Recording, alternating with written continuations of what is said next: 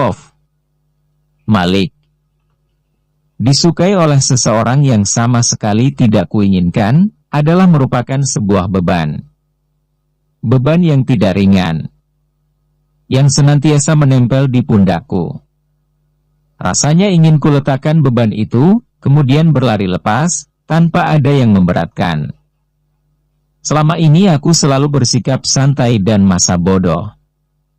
Namun bukan berarti tidak tahu. Bagaimanapun juga aku bisa merasakan bahwa semakin hari Lili semakin menjadi-jadi. Semakin hari semakin nekat. Setelah beberapa hari yang lalu pamannya menyuruhku untuk memacari Lili dengan iming-iming kesuksesan untuk jenjang karirku selanjutnya. Disusul keesokan harinya, Lili juga secara terang-terangan menawarkan dirinya untuk menjalin hubungan denganku. Bahkan saat di Hotel Bali, dia sengaja masuk ke kamarku. Sejak saat itu aku merasa bahwa Lili adalah tipikal perempuan yang harus kuhindari. Bukan kuhindari, namun lebih tepatnya aku harus lebih berhati-hati. Untuk menghindari tidak akan bisa, karena kami terikat oleh kontak kerjasama yang mengharuskan kami untuk selalu berinteraksi setiap hari. Apalagi setelah peristiwa penyerangan di restoran itu. Stigma negatif semakin menguat terhadap sosoknya. Ada jiwa temperamen yang dibalut dengan suara-suara yang selalu terdengar manja di telingaku. Aku semakin tidak suka.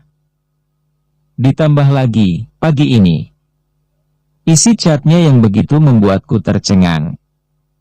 Dengan entengnya, dia mengajakku menikah. Dengan iming-iming pesta mewah dan bulan madu, yang akan disponsori oleh televisi swasta. Malam pertama harus live. Sudah seperti binatang saja. Kenapa tidak sekalian saja, dia menjadi artis pemain film dewasa saja? Apakah otaknya sudah benar-benar miring? Apakah pikirannya sudah benar-benar tidak waras lagi? Apakah dia sudah benar-benar tidak ada rasa malu lagi, sehingga dia berinisiatif untuk menerima tawaran itu, meskipun harus ada live di malam pertama? Dan dia pikir pernikahan itu apa? Apakah seperti pernikahan pura-pura di sinetron, yang tidak butuh perasaan? Dan setelah itu bisa bercerai, bisa berganti pasangan, terus begitu, hingga kita bosan? Mungkin jutaan laki-laki di luar sana bisa dengan mudahnya melebur menjadi satu dengan perempuan di luar sana. Berganti-ganti pasangan, dan tidak membutuhkan perasaan. Namun itu bukan aku. Kupastikan, aku tidak akan bisa seperti itu. Aku hanya bisa mendatangi istriku, karena aku mencintainya. Dari cinta itu, tumbuhlah rasa menginginkannya. Dan karena cinta pula, aku memperlakukan dia dengan lembut dan istimewa. Selalu kutanyakan tentang kurangku. Dan selalu kuungkapkan terima kasihku. Itu adalah wujud dari cinta. Dan aku bukan tipe laki yang bisa melakukan itu tanpa cinta. Aku sudah mencium gelagat yang mencurigakan ketika Lili berpesan pada pamannya, menyuruhku menjemputnya ke rumahnya. Aku merasakan firasat yang kurang baik. Apalagi baru saja Lili juga mengirimkan chat untuk meminta dinikahi. Aku tahu, dia sedang bersiasat. Aku sudah merasa tidak enak, namun tidak kuasa untuk menolak. Ingin membawa sopir pun dilarangnya.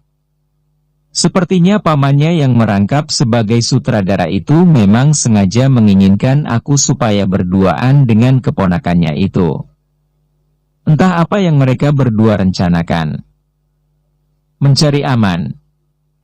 Aku pun tidak masuk ke rumah. Aku tidak tahu apa saja yang sudah disiapkan perempuan itu. Siapa tahu dia sudah tidak berpakaian. Siapa tahu dia memasukkan obat di minuman yang mereka suguhkan. Siapa tahu nanti aku akan dikunci di dalam kamar berdua dengannya. Siapa tahu dia sudah menyiapkan kamera pengintai. Semua hal bisa dilakukan Lili dengan rapi, karena ini adalah kandangnya. Ibaratnya, dia adalah tuan rumah yang menguasai medan pertempuran. Jika aku nekat masuk, entah apa yang akan terjadi. Benar saja, ternyata Lili tidak benar-benar sakit.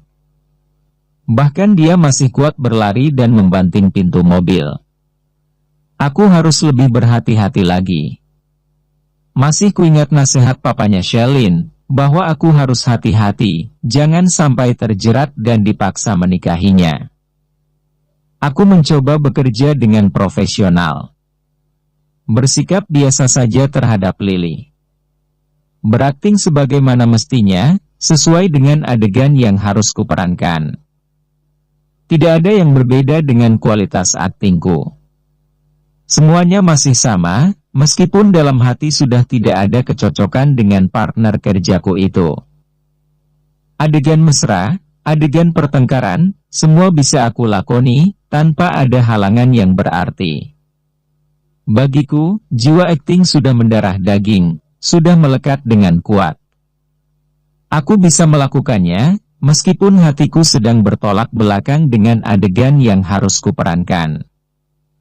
Malik, bagaimana tawaran tadi? Kamu terima, ya, ujar Lili, di sela-sela syuting. Maaf, Li. Kalau aku bilang tidak bisa, ya tidak bisa. Sampai kapanpun jawabanku akan tetap sama, jawabku. Atau aku suruh saja perusahaan yang menawarkan itu, untuk menghubungi kamu langsung, misalnya saja kamu tidak percaya sama aku, ucap Lili lagi. Tidak perlu, Li. Aku tidak butuh itu, jawabku. Please, kamu jangan bodoh. Kamu itu publik figur. Kamu itu cocoknya sama aku, bukan sama dia. Lagi-lagi Lili membandingkan dirinya dengan Shelin. Dia selalu merasa di atas. Memangnya kamu berpikir dari sudut pandang yang mana, sehingga kamu bisa ngomong kayak gitu, tanyaku. Ya masak sih, kamu nggak tahu? Apa mata kamu sudah katarak? Sudah dibutakan oleh cinta. Lili mulai berbicara dengan nada tinggi. Ya, aku memang cinta. Tapi bukan cinta buta. Aku mencintainya, karena memang aku merasa bahwa dia adalah orang yang paling tepat untuk membersamaiku. Aku sudah merasa nyaman sama dia, jawabku. Kamu memang susah dibilangin. Kamu bilang kamu merasa nyaman sama dia. Ya, itu karena kamu tidak pernah memberiku kesempatan. Cobalah kamu beri aku kesempatan. Maka aku akan membuktikan bahwa aku bisa membuatmu lebih nyaman lagi, ucap Lili. Dia duduk semakin mendekatiku. Memepet tubuhku, sehingga kulit tangan kami saling bersentuhan. Aku pun semakin minggir, menghindarinya. Li, bisa tidak, duduknya jangan mepet banget.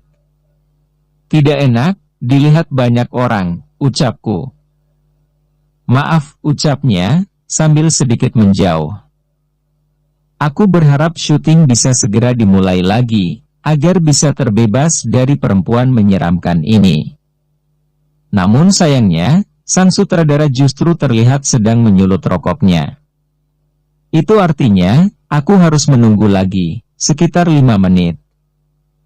Malik, kenapa tadi kamu tidak mau masuk ke rumahku? Tanya Lili lagi.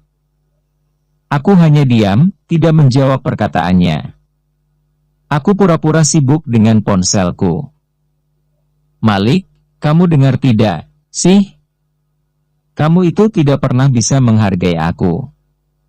Aku bertanya, bukannya kamu menjawab. Kamu selalu seperti itu. Selalu sibuk dengan ponselmu. Lili mulai merajuk. Pak, masih lama, istirahatnya? Kalau masih lama, aku ingin pergi dulu, teriakku pada sang sutradara. Sang sutradara pun segera membuang puntung rokoknya yang masih setengah batang. Syuting pun segera dilanjutkan lagi. Semua adegan bisa begitu sukses diperankan oleh Lily. Tumben sekali. Hingga syuting bisa selesai 1 jam lebih awal. Malik sama Lily bisa break dulu 1 jam. Sekarang saatnya para pemain figuran, teriak sang sutradara. Jika aku tetap di sini, itu artinya aku akan selalu dipepet oleh Lily. Aku harus pergi dari sini, menjauhi perempuan itu, selama masa istirahat ini. Tiba-tiba tumbuh ide di otakku. Ide yang sebenarnya aku masih ragu. Ide yang cukup memacu adrenalin, bagiku. Antara iya dan tidak, namun aku ingin melakukannya. Ya, mungkin aku harus mencoba. Aku ingin mengobati rasa sakit hati istriku, atas peristiwa penghinaan yang dilakukan Lily tadi pagi. Sedikit demi sedikit, aku ingin belajar menunjukkan rasa cintaku di depan umum, seperti yang dia inginkan. Waktu 1 jam untuk break, tidak kusia-siakan. Aku segera memesan ojek online. Transportasi umum, yang sangat gesit dan lincah, untuk membelah jalanan yang dilanda kemacetan. Aku ingin menemui istriku di tempat kerjanya.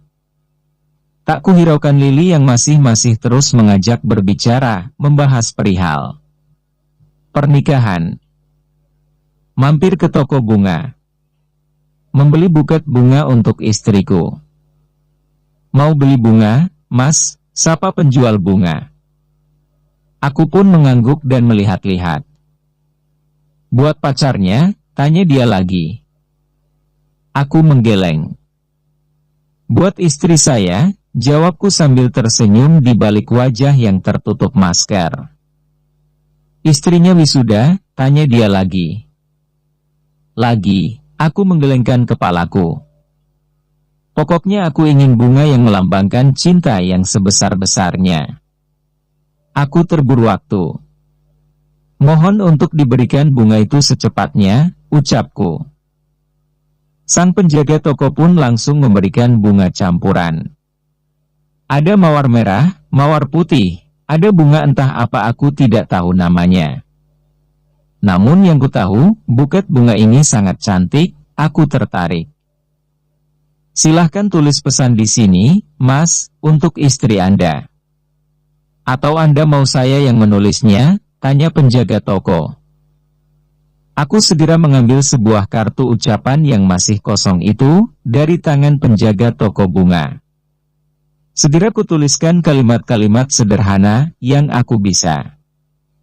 Setelah selesai menuliskannya, aku segera memberikan kartu itu kepada penjaga toko bunga, agar dia memasukkan ke dalam buket bunga itu. Penjaga toko itu membaca sekilas, kemudian menatapku. Tiba-tiba saja matanya berbinar.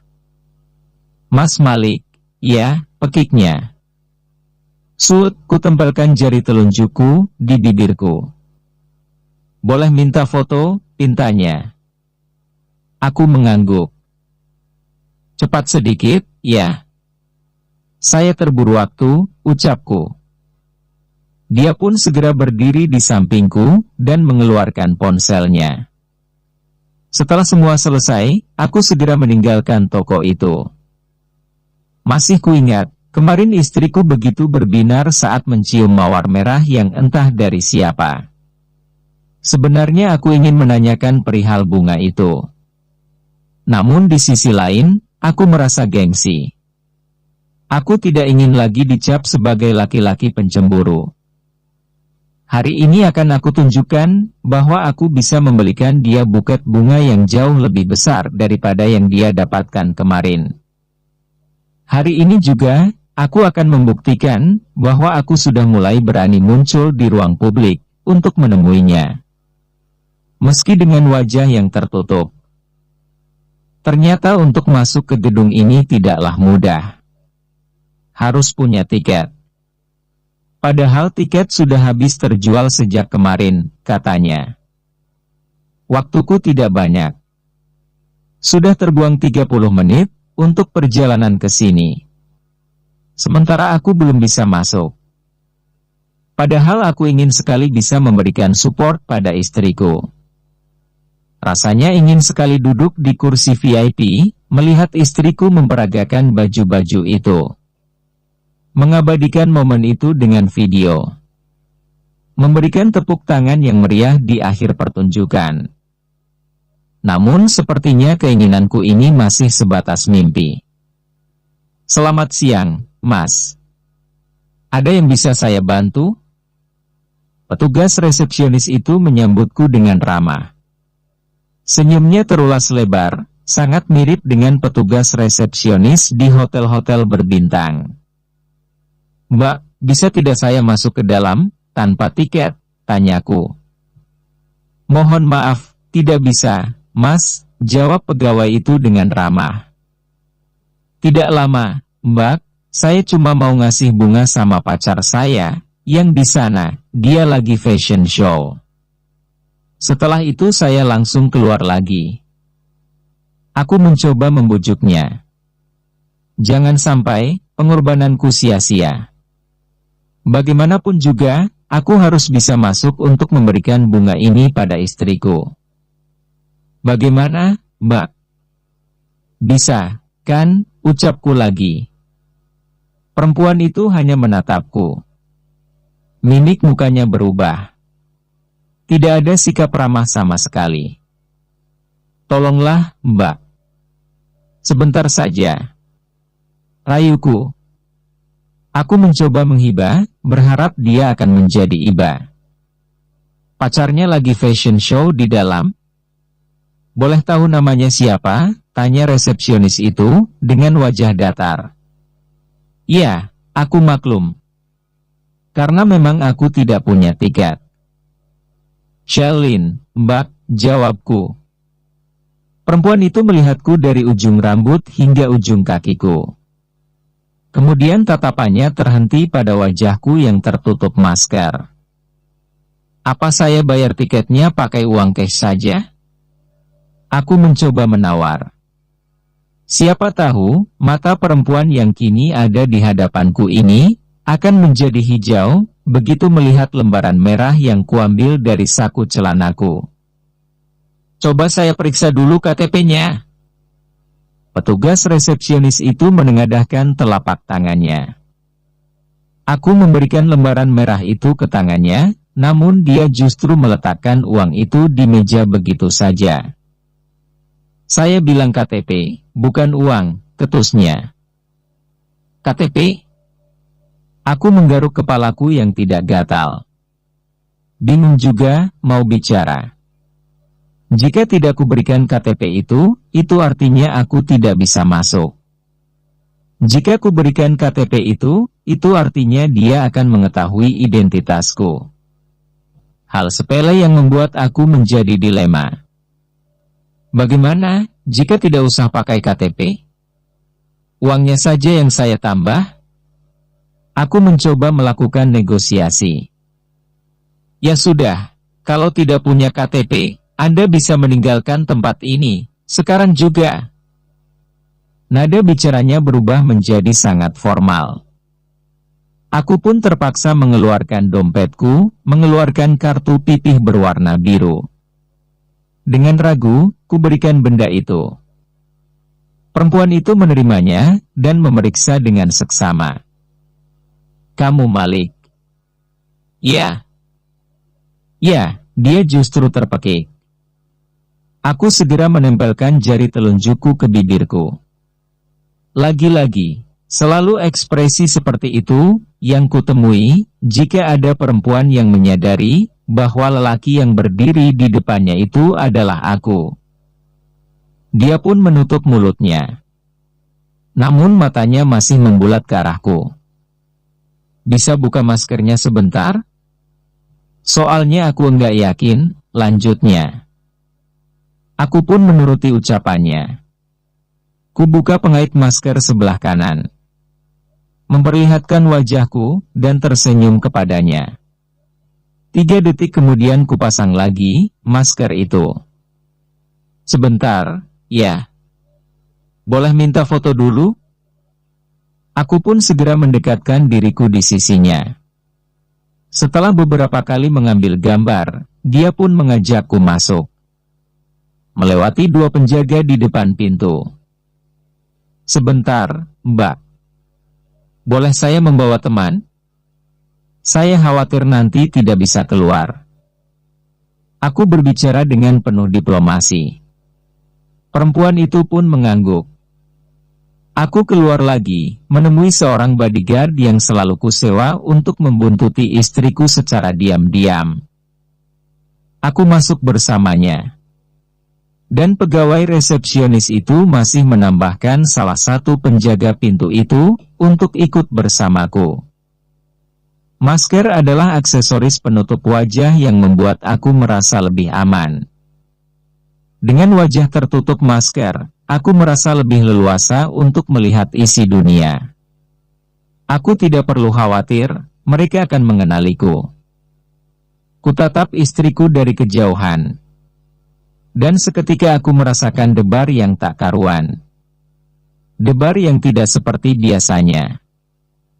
Dia ibarat permata di antara bunga-bunga. Dia cantik, baik, lembut, anggun dan begitu mempesona.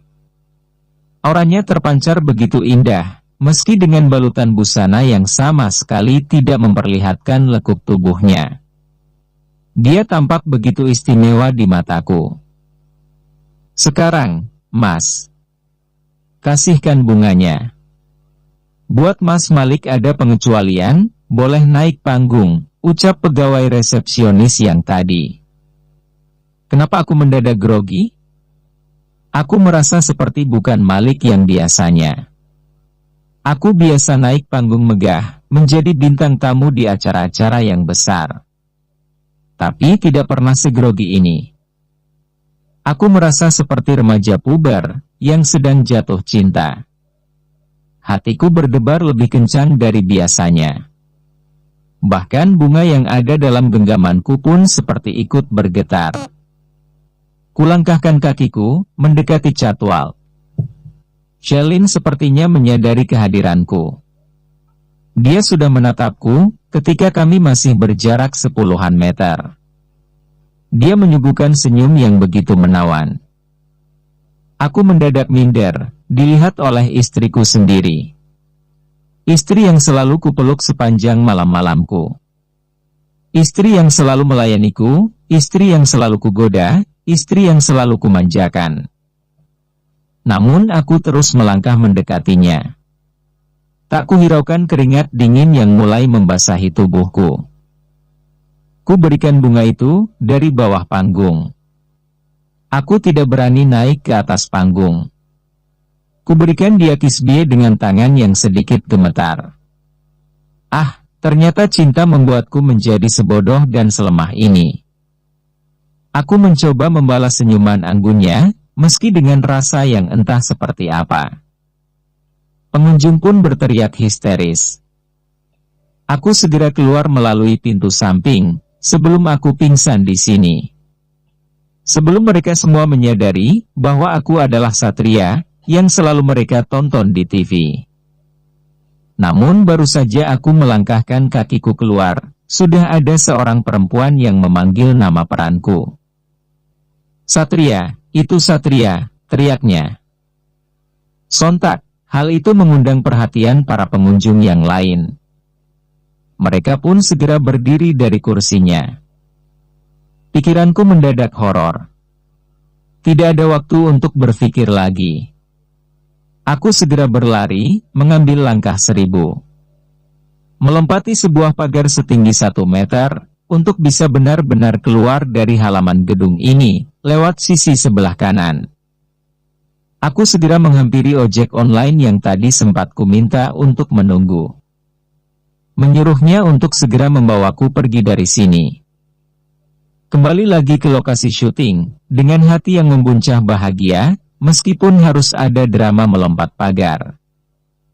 Masih terbayang bagaimana ekspresi wajah istriku saat menerima buket bunga itu. Auranya tampak begitu bahagia. Mukanya merona, senyumnya mengembang begitu indah dan sempurna. Benar kata Kak Kenzo. Istriku memang tampak bersinar saat di atas catwalk. Aku yang baru melihatnya langsung satu kali ini, bisa begitu bertambah cinta. Jikapun nantinya dari pihak sinetron ada yang mempermasalahkan tindakanku hari ini, yang mendatangi seorang model yang sedang fashion show, biar saja. Kupikirkan nanti. Aku sudah bosan ditekan-tekan. Belum terlambat, sampai di lokasi syuting. Syuting bagianku belum dimulai. Malik, kamu dari mana saja? Tanya sang sutradara. Keluar, Pak. Cari angin, mumpung lagi break, jawabku sesopan mungkin. Kamu dicari Aldo, dari tadi. Ucap sang sutradara dengan senyum seringainya. Seketika tawanya berderai terbawa angin. Dicari ke Aldo? Aku memijit pelipis yang seketika berdenyut. Menyadari tentang kesalahan yang mungkin baru saja kulakukan. Berandai-andai tentang banyak kemungkinan. Apakah lantas aku menyesali dengan perhatian kecil yang baru saja sempat kuberikan kepada istriku? Tidak. Aku sama sekali tidak menyesalinya. Dia pantas mendapatkannya. Bahkan seharusnya aku bisa memberikan yang lebih baik lagi. Selama ini dia selalu mengalah. Selama ini dia selalu menahan perasaannya. Kenapa bengong? Cepetan, dicari Aldo dari tadi. Sang produser kembali mengulang perkataannya. Mungkinkah karirku sudah ada di ujung tanduk, dan akan segera berakhir? Kira-kira apa yang akan dibahas oleh Kak Aldo? Apakah dia akan membahas video itu? Ataukah dia akan membahas tentang aku yang mendatangi Shelin baru saja? Ah, biar saja. Aku tidak akan takut. Bahwa jodoh, rezeki, dan maut, semua sudah ada yang mengaturnya. Kupasrahkan semuanya pada sang pemilik kehidupan.